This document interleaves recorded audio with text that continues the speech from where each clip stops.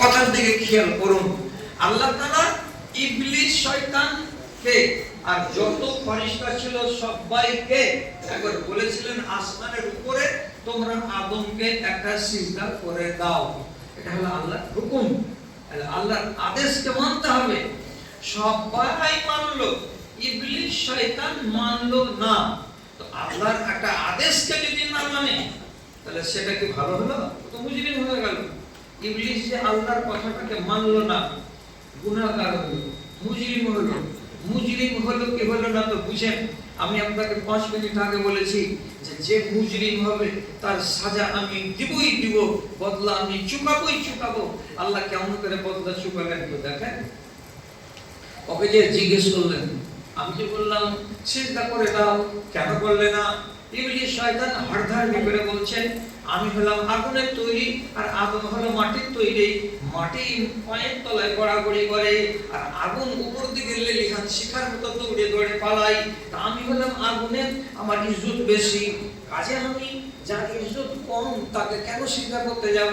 এই বলে যখন ব্যারিস্টারি করতে গেল, উকালতি করতে গেল, আল্লাহ রাব্বুল আলামিন রেগে গেলেন আর যাওয়ার পরে বলছেন, তুই মুজরিম, তুই আসামি, তোকে আমি শাস্তি দেব।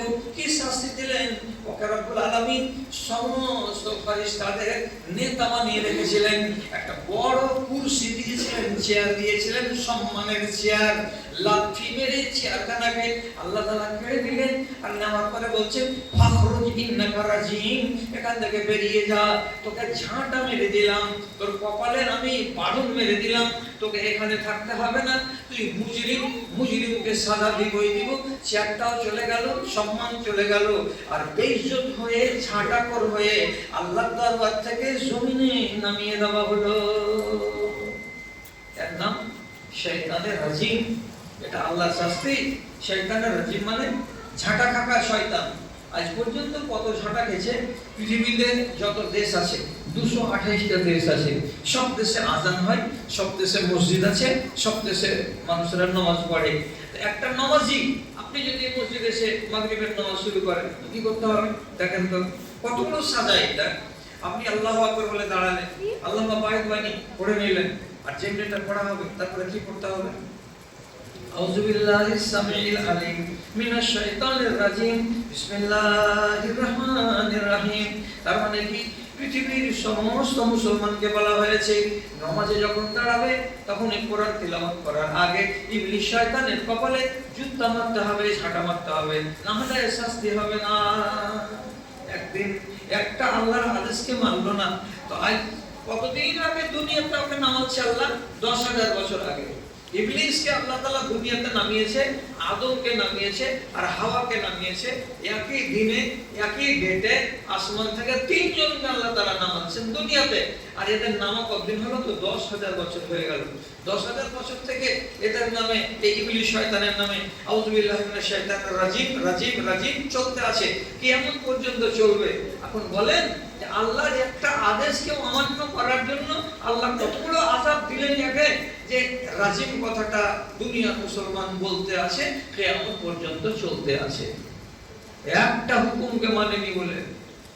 আচ্ছা, আরেকটা বিষয় বললেন আল্লাহ তাআলা আদম আর হাওয়াকে বলেছিলেন সারাটা জান্নাতে এই মাথা ও মাথা ঘুরো, নিষেধ নেই, কিন্তু ওয়ালা তাকরাবা হাযিহি শাজারাতা ফাতাকুনা মিনাজ জালিমিন, এই গাছটার তলায় যাইও না, গাছের নিচে খাড়া হয়ো না, ফল খাওয়া অনেক দূরের কথা। 20 দিন পরে আদম আর হাওয়া হাঁটতে হাঁটতে ওই ফলের গাছ চলে হাজির। একটা ফল পাড়ল, পাড়ার পরে আল্লাহ রাব্বুল আলামিন কোরআনে বলছেন সূরা আরাফে, আল্লাহ নাযাফা শাজারা, আদমের স্ত্রী হাওয়া একটা ফলগুলোকে ফেড়ে এমনি করে ফেড়ে দিল, আর ফেড়ে নেওয়ার পরে এক টুকরো মুখে দিল আর এক টুকরো নিজের স্বামীকে ধরিয়ে দিয়ে বলছে তুমি খেয়ে দেখো কেমন লাগে। মুখে দিল আদম আর মুখে দিল বিবি হাওয়া। এটা দুজন যখন মুখে দিল ওই জান্নাতি গাছের ফলটা, সঙ্গে সঙ্গে এক নিমেষের ভিতরে তাদের দুজনের গা থেকে যত জান্নাতি পোশাক ছিল কেটে কেটে কেটে কেটে সব জমিনে পড়ে গেল। 1 ইঞ্চি কাপড় আদমের গায়ে থাকলো না, হাওয়ার গায়ে থাকলো না। কত বড় ছিল হাওয়া? এমনি করে যদি মুঠোর হাত দিয়ে মাপেন তো হাওয়া আছিল 60 গজ লম্বা আদম কত লম্বা ছিল, তো এরকম মুঠের হাত দিয়ে যদি মাপেন, আদম ছিল 60 গজ হাত লম্বা। এত দুটা লম্বা লম্বা ইনসানের গায়ে কত যে কাপড় ছিল, সব কাপড় জমিনে পড়ে গেল, গায়ে 1 ইঞ্চি কাপড় থাকলো না। আপনি বলেন এবার আল্লাহ এমন করে বললেন যে কমসে কম আন্ডার প্যান্টটা তো থাকতো। আল্লাহ এমন করে বললেন যে আমার তো কমসে কম বেটি ছেলে মানুষ তোমার সায়াটা থাকতো, আমার ব্লাউজটা তো থাকতো। সবই নামিয়ে দিলেন আল্লাহ রাব্বুল আলামিন গা থেকে দুজনে। কেন নামালেন বুঝতে পারছেন? আল্লাহ কি বলেছিলেন? যেও না, ওই গাছের তলায় যেও না। এটা আমার আদেশ নয়, এটা আমার নিষেধ। আমি মানা করেছি, আমার মানাটাকে তুমি শুনলে না কেন? যারা আমার মানা করাকে শুনবে না তারা হলো আসামি, আর যে হবে আসামি বদলা চুকাতে ছাড়বো না। আদম আর হাওয়া আসামি হলো, আল্লাহ রাব্বুল আলামিন সাথে সাথে বদলা নিয়ে দিলেন, আযাব দিয়ে দিলেন, আর দিয়ে তাদেরকে নাঙ্গা করে দিলেন। কোরআন মাজিদে লেখা আছে, এটা কোনো দুনিয়ার কথা নয়। যখন গা থেকে পোশাক খুঁজে পড়ে গেল তখন কি করেছিল তারা দুজন?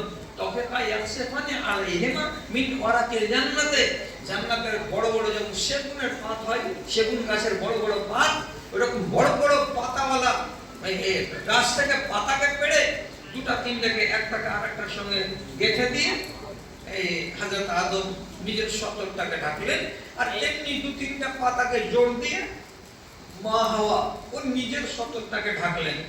গাছের পাতা দিয়ে ইজ্জত ঢাকলেন।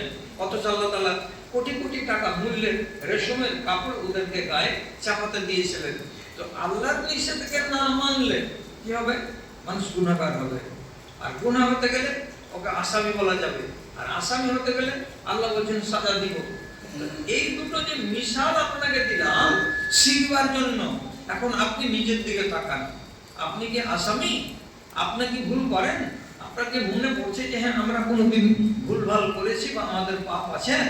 তো আপনার চোখে পড়ে না যে আমার পাপ আছে, আমি দেখাচ্ছি। আপনি আমার কথাতে রাগ করবেন না, খবরদার রাগ করবেন না। আপনার আমার কোনো রাগ নাই। 20 মণ যদি ভুট্টা হয়, আল্লাহর